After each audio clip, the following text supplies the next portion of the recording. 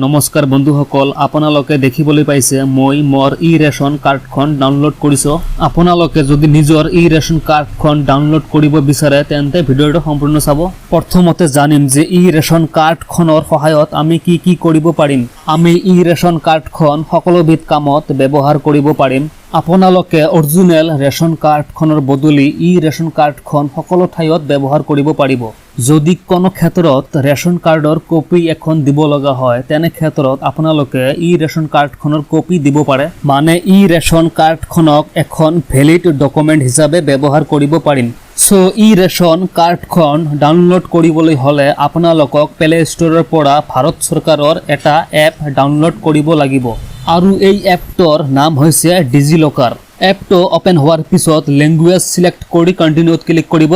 তাৰ পিছত এনেকুৱা আহিব, এইটো নেক্সট বা স্কিপ কৰি দিব আৰু এতিয়া গেট ষ্টাৰ্টেড এইটোত ক্লিক কৰিব লাগিব।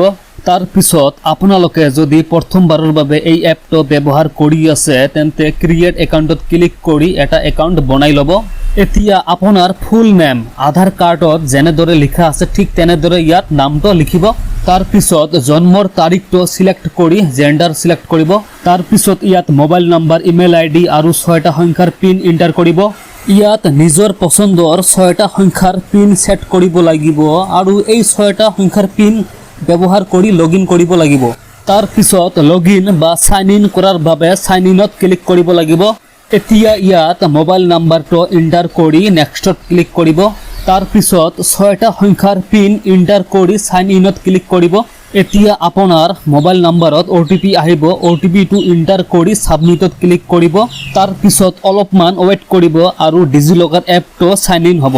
এতিয়া এপটো সম্পূৰ্ণভাৱে লোডিং হোৱালৈকে ইয়াত অলপ সময় ৱেইট কৰিব লাগিব। এতিয়া ইয়াৰ পৰা এক্সপ্ল'ৰ মোৰ ইয়াত ক্লিক কৰিব লাগিব আৰু তাৰ পিছত ইয়াত ষ্টেট ছেকশ্যনৰ পৰা ষ্টেট সিলেক্ট কৰিব লাগিব। ইয়াত আসাম ৰাজ্যখন চাব পাৰিব আৰু যদি ইয়াত আসাম ৰাজ্যখন শ্ব' নহয় তেন্তে এক্সপ্ল'ৰ মোৰ ইয়াত ক্লিক কৰিব। এতিয়া আসামত ক্লিক কৰিব আৰু অসম চৰকাৰৰ ফালৰ পৰা ইছ্যু হোৱা সকলো ডকুমেণ্টৰ অপশ্যনবিলাক ইয়াত চাব পাৰিব। এতিয়া ৰেচন কাৰ্ডৰ অপশ্যনটো বাছি উলিয়াই ইয়াত ক্লিক কৰিব লাগিব। এতিয়া আপোনাৰ ৰেচন কাৰ্ডৰ কিছুমান ডিটেইলছ এণ্টাৰ কৰিব লাগিব। ইয়াত প্ৰথমতে হেড অফ ফেমিলিৰ নামটো লিখিব লাগিব, মানে ৰেচন কাৰ্ডখন যিজন ব্যক্তিৰ নামত আছে সেই ব্যক্তিজনৰ নাম ইয়াত লিখিব লাগিব। তাৰ পিছত ইয়াত ফাদাৰ নেম আৰু জন্মৰ চনটো লিখিব লাগিব। এতিয়া ইয়াত আপোনাৰ আধাৰ কাৰ্ডৰ লাষ্টৰ 4টা সংখ্যা এণ্টাৰ কৰিব লাগিব। এতিয়া আপোনাৰ ৰেচন কাৰ্ডৰ 12টা সংখ্যাৰ নাম্বাৰ ইয়াত এণ্টাৰ কৰিব লাগিব। এতিয়া আপোনাৰ জিলাটো সিলেক্ট কৰি গেট ডকুমেণ্ট এইটোত ক্লিক কৰিব লাগিব।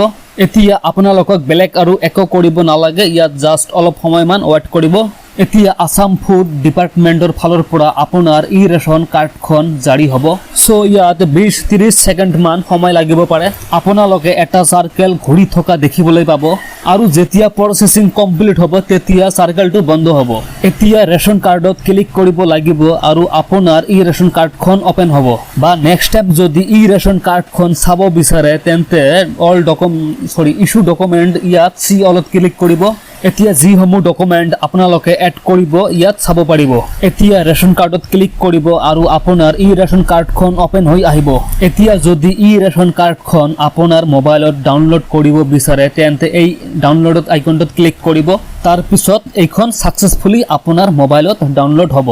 এতিয়া আপোনাৰ মোবাইলত ফাইল মেনেজাৰটো অপেন কৰি ডকুমেণ্ট ফল্ডাৰলৈ এণ্টাৰ কৰিব। এতিয়া ডিজিলকাৰ ফল্ডাৰটো অপেন কৰি এটা ইছ্যু ফল্ডাৰ পাব। এতিয়া ইছ্যু ফল্ডাৰটো অপেন কৰি ডাউনলোড কৰা ই-ৰেচন কাৰ্ডখন চাব পাৰিব। ই-ৰেচন কাৰ্ডখন PDF ফৰ্মেটত ডাউনলোড হ'ব। এতিয়া অপেন কৰি চাব পাৰিব। বন্ধুসকল, এই ভিডিঅ'টো এইখিনিয়ে। যদি ভিডিঅ'টো ভাল লাগে লাইক কৰিব আৰু চেনেলটো ছাবস্ক্ৰাইব কৰিবলৈ নাপাহৰিব। ধন্যবাদ।